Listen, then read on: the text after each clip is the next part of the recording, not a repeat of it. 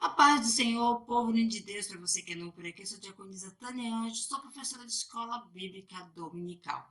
Estamos estudando o segundo trimestre das lições bíblicas da editora CPAD, da classe dos adultos, que tem o tema A carreira que nos está proposta, o caminho da salvação, santidade e perseverança para chegar no céu. A lição de hoje é a lição 9, Resistindo à tentação no caminho. O textuário vai nos dizer assim: vigiai e orai, para que não entreis em tentação. Na verdade, o espírito está pronto, mas a carne é fraca. Mateus capítulo 26, versículo 41. Vamos discorrer esse versículo. Pouco antes de ser preso, Jesus orou a seu pai no jardim do Getsêmani. Pedro, Tiago e João foram com ele e foram instruídos a vigiar e orar, mas adormeceram.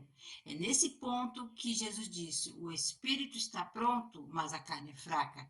Essa afirmação se aplica a esses discípulos, bem como a nós hoje. Primeiro, aqui, espírito e carne se refere. A palavra espírito aqui é pneuma, que é usada frequentemente no Novo Testamento e tem uma ampla gama de significados. Aqui provavelmente se refere à motivação interior da pessoa humana. É contrastado aqui com a carne, que é sarx, que também é usado com frequência e tem uma ampla gama de significados. Aqui eu acho que está se referindo não apenas a seus corpos físicos com suas limitações, mas também a seus corpos físicos como um lugar onde o pecado habita e domina. Nesse caso, a fraqueza da carne é de limitações físicas, de uma fé fraca. E acho que quem já comeu uma grande refeição sabe o quão sonolento você fica depois, sem falar do vinho, que era hábito deles. Os discípulos provavelmente estão, sem dúvida, sentindo esses efeitos. No entanto, alguns versículos anteriores, Jesus também previu que os discípulos o abandonariam e o negariam, que seria cumprido alguns versículos mais tarde, indicando que sua fé também não era forte. A ideia, então, com o contraste aqui, é que, embora os desejos internos dos discípulos estejam no lugar certo e eles desejem vigiar e orar com Jesus, as limitações de seu corpo físico os impedem de realizar esse desejo. A força física dominante que os impede de fazer o que desejam é provavelmente os efeitos posteriores de que comeu uma grande refeição e bebeu bastante. No entanto, esse evento físico aponta para a nossa fé fraca. Os discípulos disseram que estavam dispostos a morrer com Jesus, no entanto, sua fé não é forte o suficiente para capacitá-los a cumprir esse compromisso.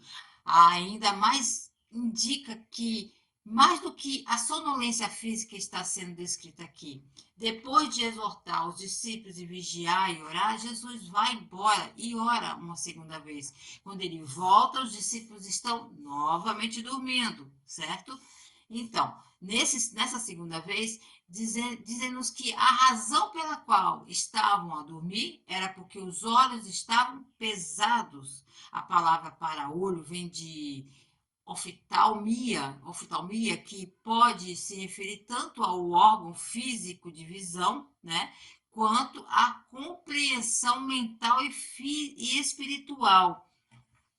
Sim, é daí que se tira a palavra oftalmologista. De qualquer forma, parece que temos realidades físicas e espirituais sendo descritas para nós nessa passagem aqui. Os discípulos estão fisicamente cansados, sim, mas também são espiritualmente fracos e não estão cientes do que está prestes a acontecer. A verdade prática nos diz assim: no lugar de ceder à tentação, é melhor triunfar sobre ela. A leitura bíblica em classe, Mateus capítulo 4, do versículo 1 ao 11. Objetivos da lição: conceituar biblicamente o que é tentação e os seus aspectos na esfera humana, mostrar que nosso Senhor Jesus lidou com a tentação e apontar a estratégia para o crente resistir à tentação. A introdução na revista vai nos dizer assim: a tentação é algo que o crente enfrenta ao longo da jornada. Não por acaso, o Senhor Jesus nos ensinou a orar de modo que Deus não deixasse que caíssemos em tentação. Por isso, nesta lição estudaremos o conceito bíblico de tentação, a maneira como nosso Senhor a enfrentou no deserto e como devemos resisti-las.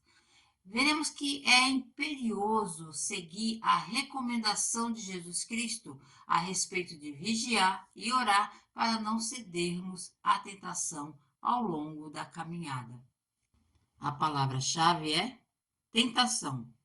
Não esqueça de curtir, comentar, compartilhar, pelo menos com mais uma pessoa que você estará ajudando a esse canal a levar o ensino da palavra de Deus, ok? E lembrando que o slide dessa lição estará disponível aí embaixo na descrição do vídeo, ok?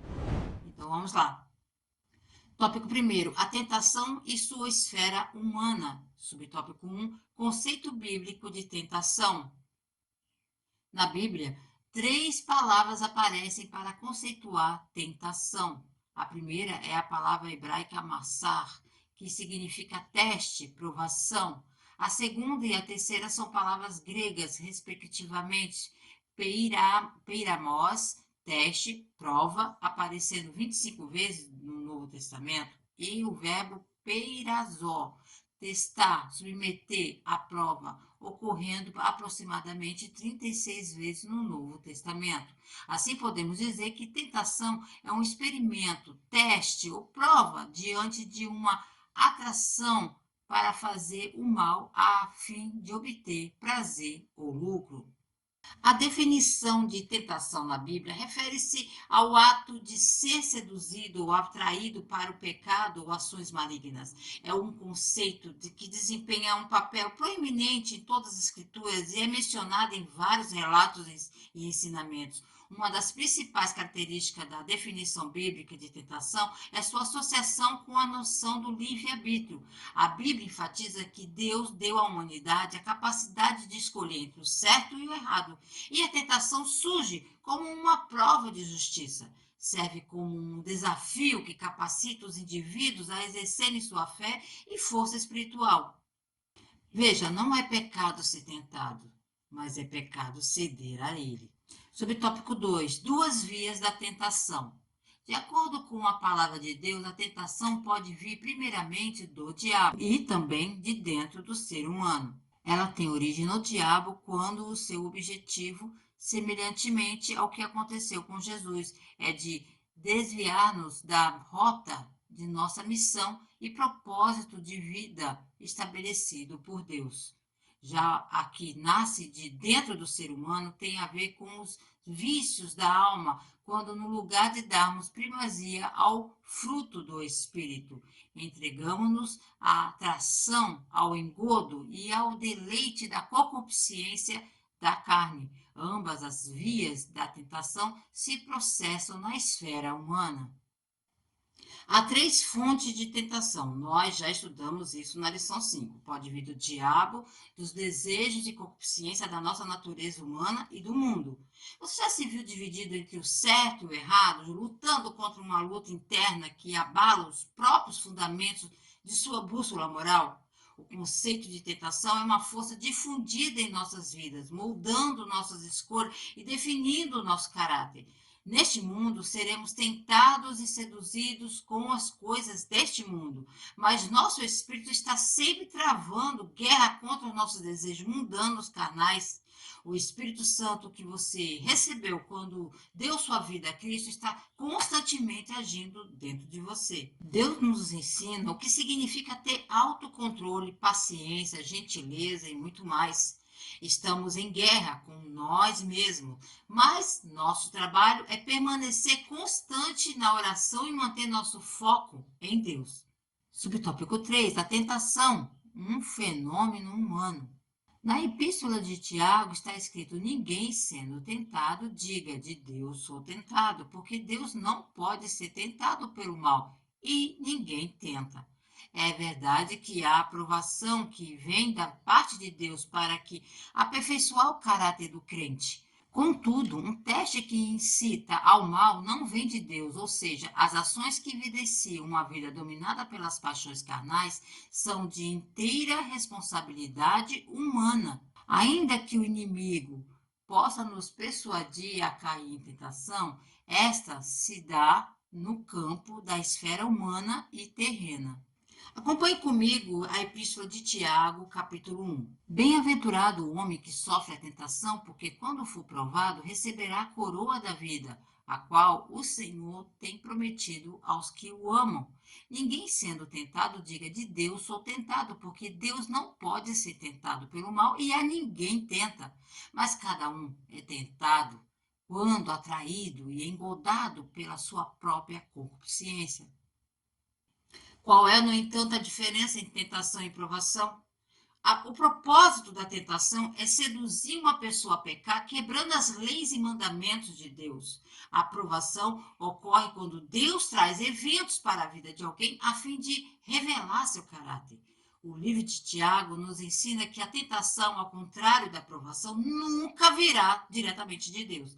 A Trindade tem e sempre será perfeita no amor. A filosofia de vida egoísta de Satanás, centrada na competição e na contenda, nunca os atrairá. Quer venha do diabo ou surja de nossos próprios desejos, o objetivo da tentação é sempre nos levar ao pecado. A sinopse do tópico 3 nos diz assim: a tentação é um fenômeno que ocorre na esfera da natureza humana. Tópico 2, o Senhor Jesus e a tentação. Subtópico 1, a aprovação do Senhor Jesus. De acordo com o Evangelho de Mateus, após o batismo de Jesus, o Espírito Santo o conduziu ao deserto. Foram 40 dias sendo tentado por Satanás, uma intensa batalha espiritual contra o adversário, o príncipe deste mundo. O objetivo de Satanás era fazer com que Jesus desviasse de seu propósito, satisfazendo desejos e necessidades, contrariando a vontade de Deus.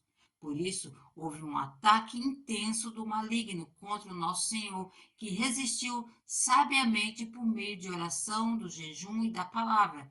Embora fisicamente frágil, o Senhor Jesus estava espiritualmente forte.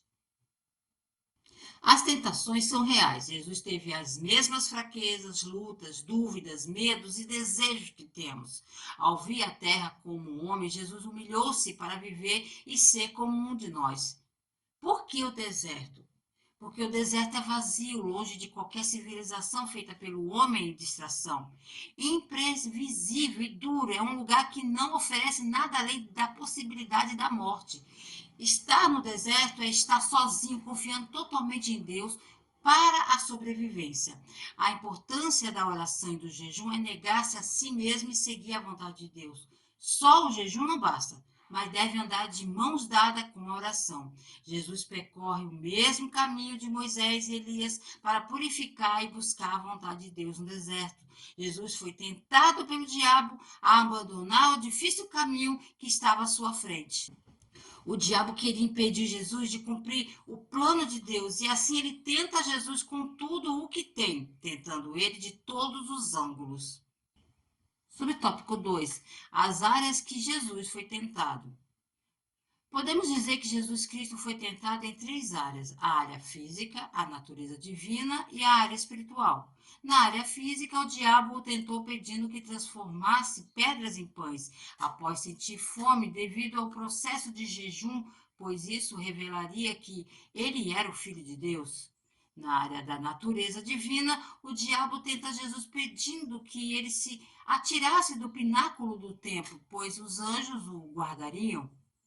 Na área espiritual, o diabo tenta nosso Senhor, desafiando-o a evitar o caminho da cruz para estabelecer um reino pela sua força, o que seria prontamente aceito pelos judeus, mas era necessário apenas uma coisa: Jesus deveria adorar o diabo.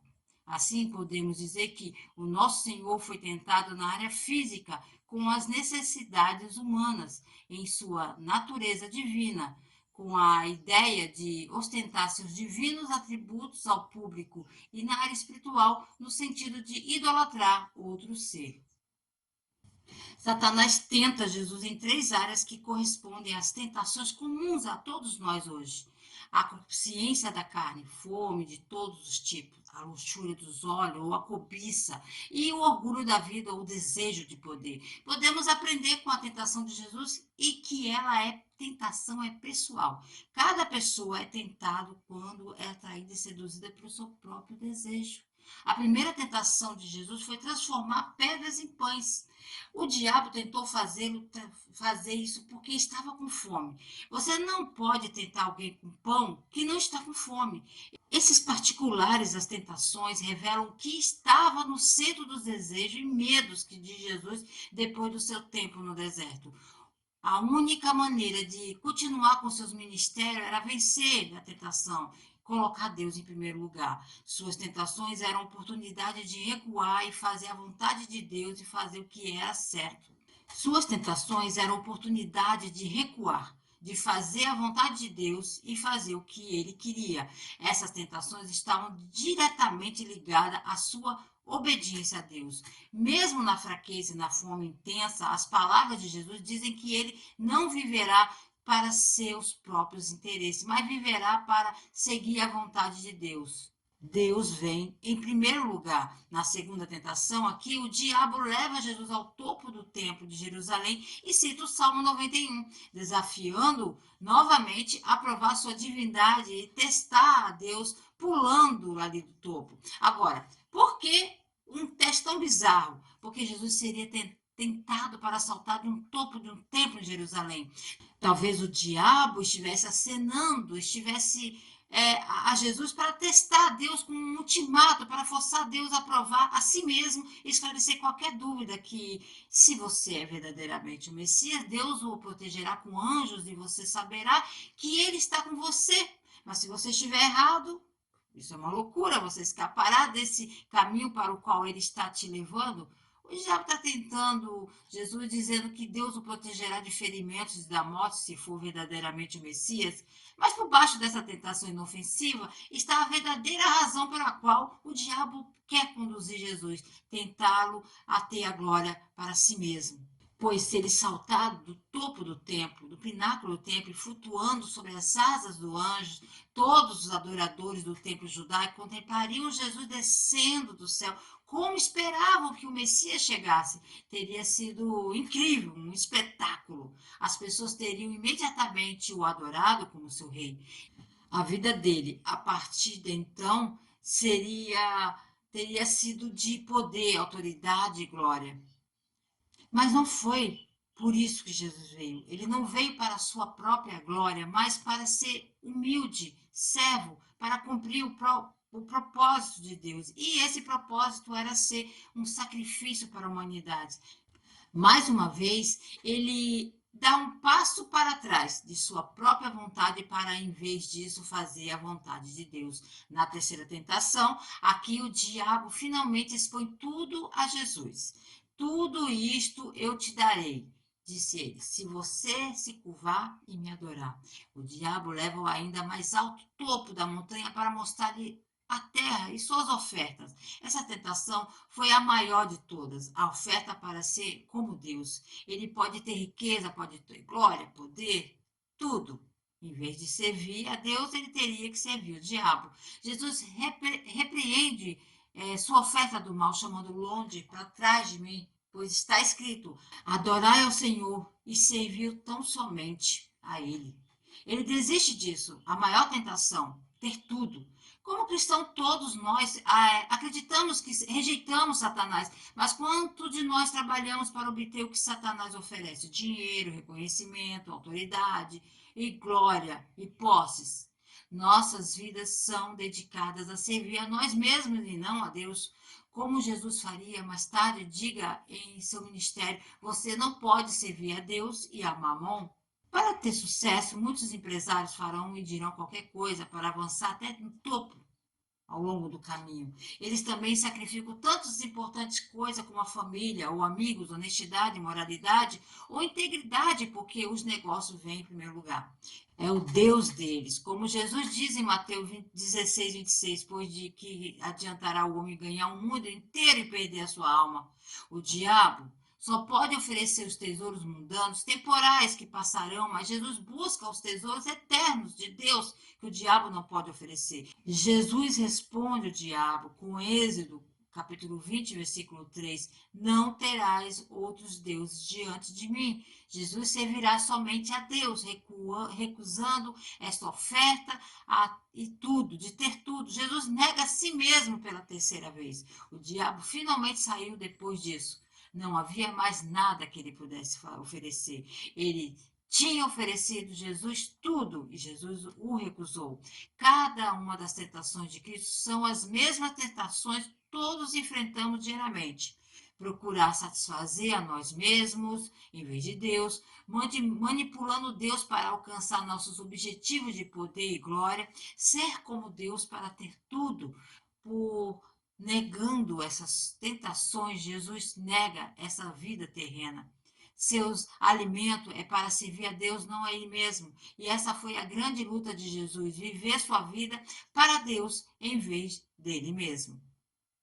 Subtópico 3. Como Jesus venceu a tentação?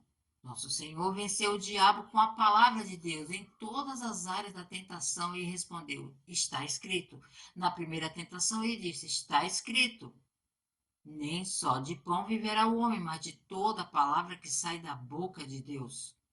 Na segunda tentação, ele disse: está escrito, não tentarás ao Senhor seu Deus. Na terceira tentação, ele disse: vai-te, Satanás, porque está escrito, ao Senhor teu Deus adorarás e só a ele servirás. Nessa batalha espiritual contra o diabo, nosso Senhor sempre apelou para a exposição da palavra de Deus. Isso significa que ele via as Escrituras como autoridade suprema de fé e de prática. Assim, ao lado da oração e do jejum, conforme já estudamos, devemos vencer o diabo e seus ardis tentadores com a palavra de Deus. Imitemos o nosso divino mestre. Todas as respostas de Jesus declaram com fé. Está escrito, palavra final, que o diabo não pode contestar, que é a palavra de Deus. O diabo, ele disfarça essas verdadeiras tentações para o que é o intuito dele mesmo. Como que se diz, não se preocupe com isso, ele não vai ser grande coisa, nada vai acontecer com você. Mas um pecado leva a outro, e é assim que um pecado inocente leva a um mal maior. Indagando a Jesus apenas para testar se Deus o protegerá, o diabo está armando para provar que ele era, oferecendo adoração rápida, sem dor, sem sofrimento, que estava por vir, um atalho para a glória. Mas ele não está citando o Salmo 91. Sim, até o diabo sabe as escrituras, mas o diabo distorce o significado da escritura, o que ele ainda faz até hoje, estimulando Jesus a abusar da verdadeira intenção das escrituras. Os salmos falam da proteção de Deus para aqueles que confiam nele, mas a promessa não deve ser usada como uma forma de testar a Deus. É muito parecido com alguns cristãos de hoje, como cita em Marcos 16, 17 a 18, intencionalmente manuseando cobras venenosas para tentar o Senhor e sua posição espiritual. Mas Jesus entende que devemos servir somente a Deus, não o contrário. Tudo isso volta à vontade de Deus. Não se trata do que queremos, mas do que Deus quer. Se Deus fizer todas as nossas vontades, ele deixa de ser Deus e passa a ser o servo. Por ter a capacidade de controlar Deus, alguém teria um grande poder. Mas Jesus humilha-se e denuncia a tentação de Satanás. Também está escrito: não ponhas à prova o Senhor teu Deus. Jesus cita Deuteronômio 6,16, que está relacionado a Êxodo 17, quando os israelitas queixaram-se de Moisés de levá-los para o deserto, dizendo: por que nos tiraste do Egito para nos fazer morrer de sede, nossos filhos e gado? Ao reclamar, eles mostram sua falta de fé em Deus e uma exigência de provas. É o Senhor entre nós ou não?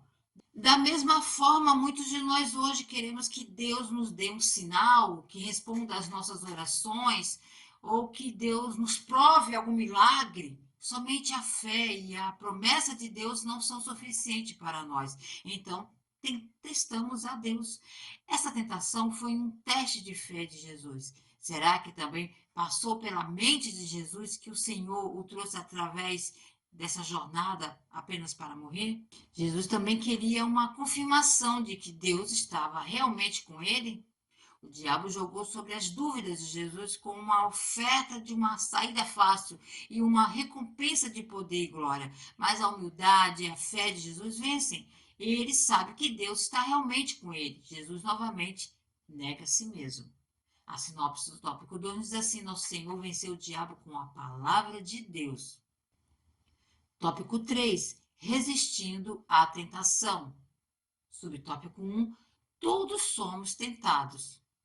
Por mais que observemos a disciplina da oração, do jejum e da leitura da palavra, o inimigo não deixará de nos tentar. Por esse motivo, temos de estar conscientes a respeito, visto que vivemos em uma cultura pós-moderna que, por meio de seus artistas, escritores, filósofos e até mesmo teólogos, intentam naturalizar o relativismo, procurando nos moldar conforme seus costumes mundanos. Diante disso, somos encorajados pela Escritura a assumir a postura de Cristo e a não se conformar com este mundo.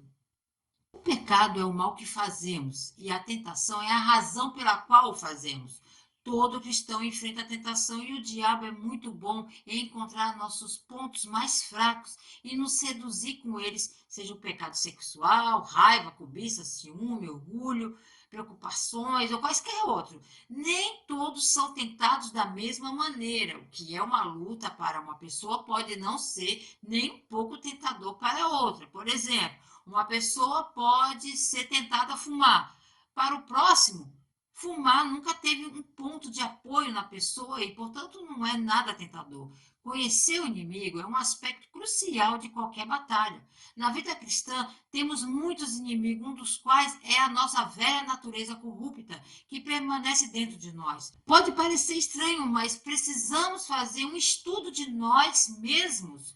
Personalidade, circunstância, disposição e experiências de vida são fatores que podem nos tornar mais suscetíveis a certos tipos de tentações. Como podemos estar atentos a algo que não sabemos o que estamos procurando. Subtópico 2: Rejeite a tentação. Há uma célebre frase do reformador Martinho Lutero: Você não pode impedir que os pássaros voem sobre sua cabeça, mas pode impedir que eles se estalem com seus ninhos. Embora não seja um versículo da Bíblia, a frase revela uma verdade que encontramos na palavra de Deus.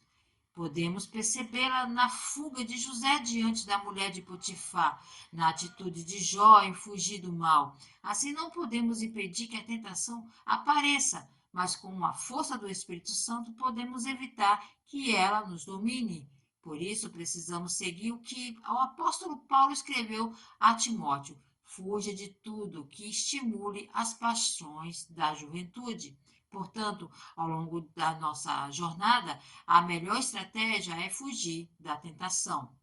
Deus não promete que nunca seremos tentados, mas que quando estivermos, Ele providenciaria o escape. No entanto, há coisas que podemos fazer como cristãos para evitar tentações. Muitas vezes a tentação pode ser completamente evitada.